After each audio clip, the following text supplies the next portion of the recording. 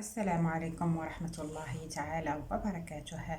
مباراة الجزائر والغواتيمالا الودية استعدادا لمونديال 2026. يلعب منتخب الجزائر ضد منتخب الغواتيمالا اليوم الجمعة مساء في لقاء ودي استعدادا للمشاركة في نهائيات كأس العالم 2026.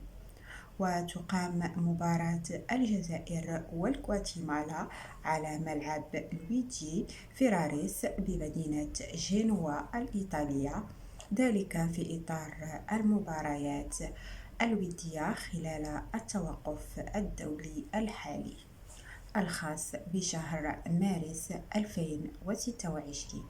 منتخب الجزائر سيخوض مباراة ثانية ضد أوروغواي يوم 31 مارس الجاري في مدينة تورينو الإيطالية، وأسفرت قرعة بطولة كأس العالم 2026 عن وقوع منتخب الجزائر في المجموعة العاشرة بجانب الأرجنتين والأردن والنمسا. تقام مباراة الجزائر والغواتيمالا اليوم الجمعة في تمام الساعة 8:30 مساء بتوقيت الجزائر، والساعة 9:30 مساء بتوقيت مصر، والساعة 10:30 مساء بتوقيت السعودية. تنقل مباراة الجزائر والغواتيمالا اليوم على قناة الجزائرية الأولى. وقرر مدرب منتخب الجزائر فلاديمير بيتكوفيتش توجيه الدعوة للعديد من اللاعبين الجدد خلال التوقف الدولي الحالي الذي سيواجه فيه محاربو الصحراء أيضا أوروغواي يوم 31 مارس في تورينو.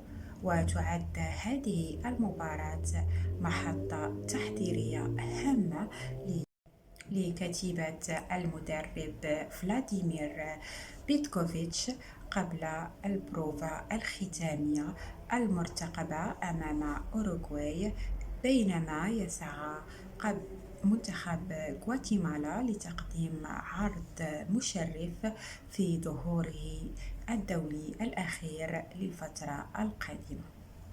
يدخل منتخب الجزائر اللقاء وهو منتشن بمسيرة تصفيات مونديالية شبه مثالية، إذ تربع الخضر على عرش المجموعة السابعة في التصفيات الإفريقية بجدارة، حاصدين 25 نقطة من 10 مباريات بفارق 7 نقاط كاملة عن أقرب الملاحقين.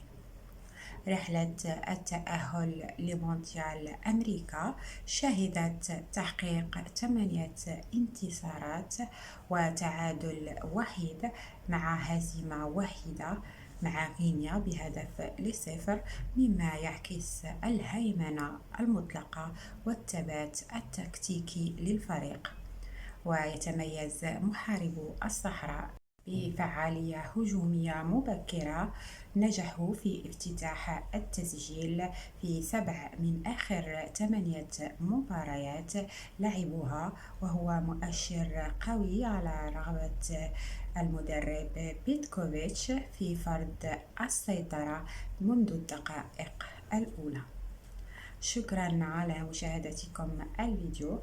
المرجو الاشتراك في القناة من أجل التوصل بتغطية خاصة لكل المباريات التحضيرية الودية لكأس العالم 2026. شكرا على وفائكم وإلى اللقاء.